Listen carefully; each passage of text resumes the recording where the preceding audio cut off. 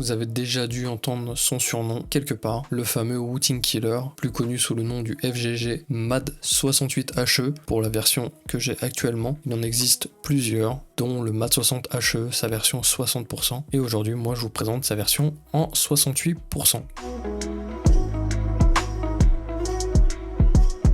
Il faut savoir c'est que ce clavier magnétique a littéralement explosé ces derniers mois, avec un prix très abordable pour du magnétique, avec un aspect très ressemblant à celui du Wooting 60HE, et des technologies qui sont très compétitives comparé à ce qui se fait sur le marché. C'est vraiment normal que les ventes explosent pour ce clavier. Et aujourd'hui, je vais te donner mon avis. En étant honnête et ayant été sur un Wooting depuis 6 mois, je vais pouvoir vous donner mon avis sur les différents types de jeux que je vais pouvoir tester, sur les tests que je vais pouvoir réaliser, étant donné que c'est un peu le budget Wooting 60HE. Il lui ressemble beaucoup. Je vous montrerai dans tous les cas un comparatif des deux, à savoir que le MAD 68HE est une version 68%, donc il a évidemment pas la même taille que le Wooting, sachant que moi j'ai le 60% actuellement, mais ça change en rien les specs, etc. Avant que je continue plus loin, je souhaite remercier Maxisport pour m'avoir offert ce produit. J'ai pas été payé pour le présenter, je peux dire un peu ce que je veux, mais je souhaitais l'avoir pour réaliser vraiment une review parce que je me demandais, j'étais vraiment curieux de savoir ce qu'il avait dans le ventre ce clavier. Donc pour ceux qui connaissent pas Maxisport, c'est la boutique numéro 1 en France pour tout ce qui est gaming et e-sport. Donc encore une fois, je les remercie infiniment pour leur confiance. Et évidemment, si vous souhaitez passer commande de ce clavier ou d'un autre produit existant sur leur site, il y a vraiment beaucoup de choix, hein, je vous promets. N'hésitez pas à utiliser mon code GABINKS,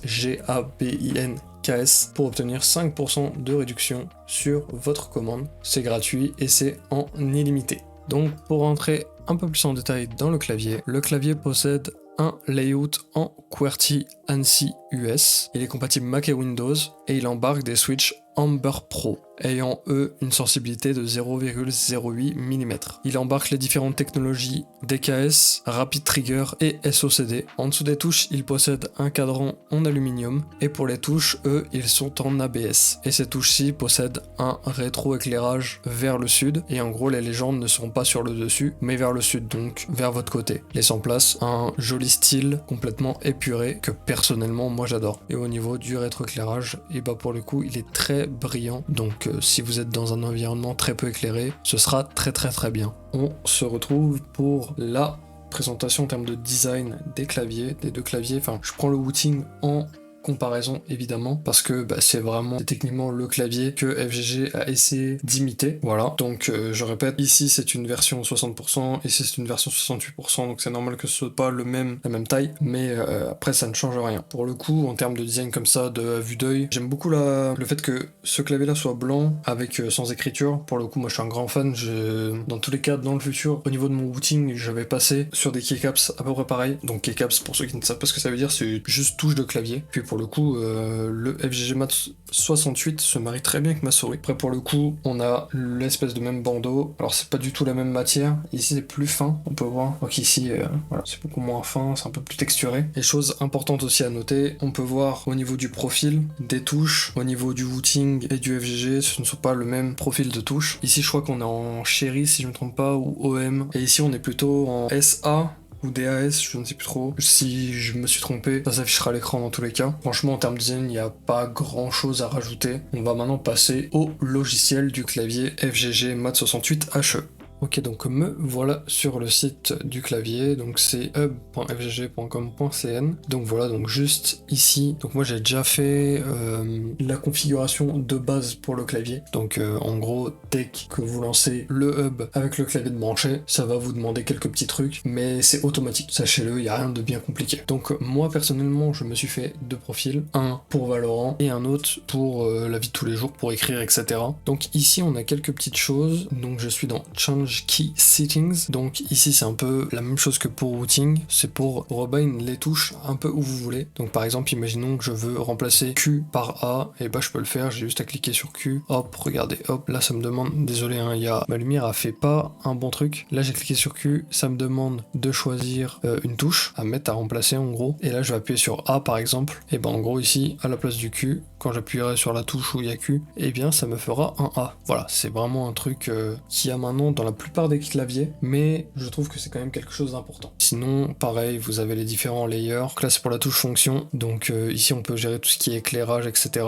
Ici, vous pouvez... Donc ça, je n'ai pas compris ce que c'était. Personnellement, vraiment, je n'ai pas compris ce que c'était. Donc ouais, du coup, ça, switch to 6K roller, je n'ai vraiment pas compris ce que c'était. À la base, je pensais que c'était pour changer de profil, mais au final, pas du tout. Ça, c'est pour intervertir entre Mac et Windows. Et voilà, un peu comme l'autre layer, vous pouvez rebind ici ce que vous voulez. Ici, un endroit très important. Donc là, je suis dans ma config Valorant. Donc, comme vous pouvez voir, ici, il y a plein de choses. J'ai mis la grande majorité des touches à l'actuation à 0.10 mm. Et à part quelques touches, genre les touches un peu sévères, comme échappe, j'ai mis 2. Là, Windows, j'ai mis le maximum. Donc voilà, c'est ma config que j'ai pareil sur le booting. Donc voilà, j'ai mis ça. Au niveau du rapid trigger, c'est juste ici. Je l'ai mis au minimum à 0,02. Ensuite, dans touche avancée, le deuxième endroit le plus important, c'est là où on va configurer le SOCD. Mais avant, on a, comme sur le booting, on a le DKS. Le DKS, c'est quoi? Donc ici, par exemple, je vais cliquer sur V. Voilà, je vais aller ici, Add Button. C'est qu'en gros, à chacun des paliers, je vais pouvoir attribuer une action de ma touche. Donc par exemple, j'en sais rien. Par exemple, quand ça sera passé jusqu'à 1 mm, je peux faire en sorte que ça appuie sur U. Ensuite, que ça appuie par exemple sur 9, etc. etc.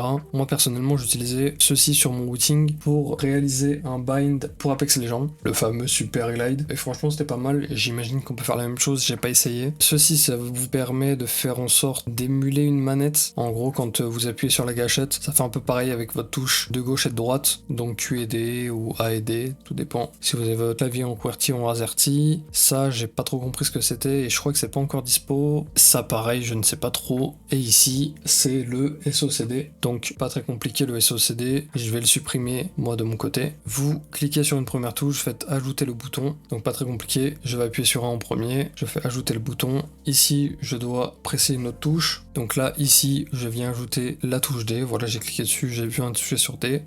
Voilà, ici c'est bien mis. Et ici, moi je vous conseille de mettre Last Input Priority. Ça vous permettra de, en gros, si vous appuyez sur A et qu'ensuite vous appuyez sur D et que vous restez appuyé sur A pendant que vous faites ça, bah en gros, ça va vous faire aller à gauche. Donc ça c'est bien pour le counter strafe. Moi je mets toujours ça. Ici, j'ai pas forcément coché, mais j'ai mis que vous pouvez cocher. Et puis voilà, assez simple d'ajouter le SOCD au final. Et enfin, pour la dernière catégorie, c'est où on a le firmware. Une chose à savoir, c'est que si vous faites des configurations comme moi, n'oubliez pas de faire, hop, voilà, vous passez votre souris dessus, ça exporte. Ça va vous télécharger un petit fichier que ensuite vous allez pouvoir cliquer ici et l'importer. Voilà, faites ça à chaque fois que vous faites la mise à jour du firmware pour éviter de perdre vos configurations. Je pense que FGG sont en train de bosser sur le fait que ça s'enregistre dans le clavier, mais pour le moment, en tout cas, moi à l'heure où je fais la vidéo, ce n'est pas dispo. Et sinon, c'est un peu tout à ce niveau-là.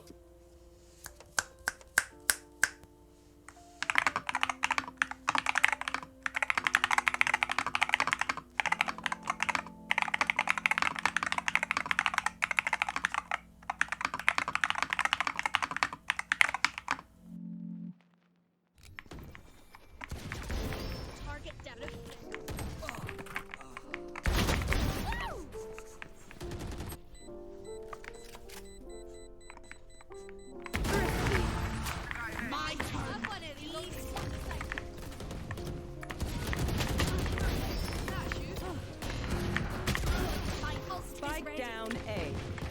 One enemy remaining.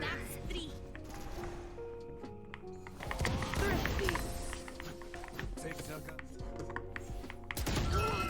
Back like I never left.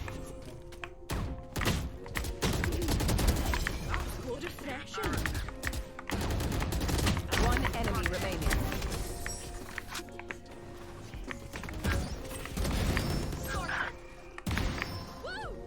One enemy remaining.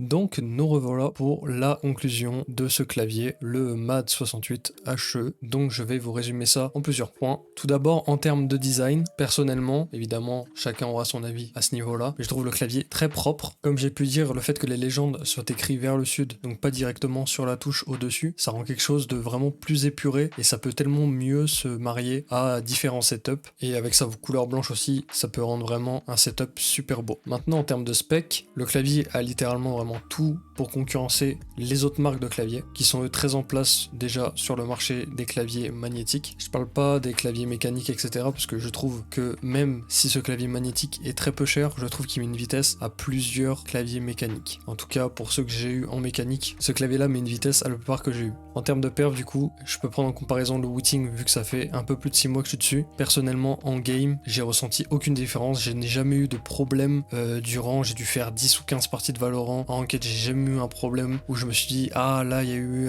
un problème à cause du clavier. Vraiment, je n'ai eu aucun souci. Vraiment la seule notable, et c'est peut-être c'est un bon point en vrai, c'est que j'ai trouvé le Mat 68 très réactif à certains moments. Je pense que c'est grâce au rapid trigger qui peut être baissé plus bas comparé à celui du Wooting. Mais il faut noter que chez certaines personnes ça peut déranger le fait que ce soit plus sensible, donc il faut bien faire vos configurations. Le fait qu'il embarque des technologies comme le Rapid Trigger, le SOCD et le DKS, ça fait un très gros point pour le clavier je trouve, et vraiment surtout pour 60€ qu'il y ait toutes ces technos, c'est vraiment une bonne aubaine. Maintenant au niveau du logiciel, il a vraiment pas mal de potentiel, mais il reste loin en termes du logiciel du Wooting, Wootility, mais bon c'est évident, Wooting sont très forts sur ça, mais par contre il est vraiment en avance sur certaines autres web apps que j'ai pu voir sur internet, donc franchement gros point sur ça. Au niveau du son, c'est vrai que c'est un point qui m'affecte beaucoup personnellement. Les switches qu'il embarque actuellement, les Humber Pro, je les trouve assez cool. Pour le coup, j'ai vu pire en termes de switch et en termes de switch magnétique. Ayant été sur des Lakers 60, pour le coup, je m'y retrouve un peu dans ces Humber Pro, même si je pense que les Lakers 60 sont plus quali que les Humber Pro, mais comme le clavier est hot swappable, vous pouvez très bien acheter d'autres switches mécaniques et remplacer ceux que vous avez par ceux que vous achetez. Et du coup, pour un côté plus global, mon avis global sur le clavier. Pour son prix, le clavier est vraiment super. Il se défend très bien comparé à d'autres marques. Personnellement, je le conseillerais à des personnes qui souhaiteraient découvrir le magnétique et qui souhaiteraient ne pas trop casser leur tirelire pour acheter un produit plus quali. Ça leur permettrait de se faire un premier avis sur le magnétique, savoir s'ils en ont vraiment besoin ou non. Et personnellement, les changements que j'apporterais au clavier, ce serait sûrement de changer les keycaps pour passer à du PBT double shot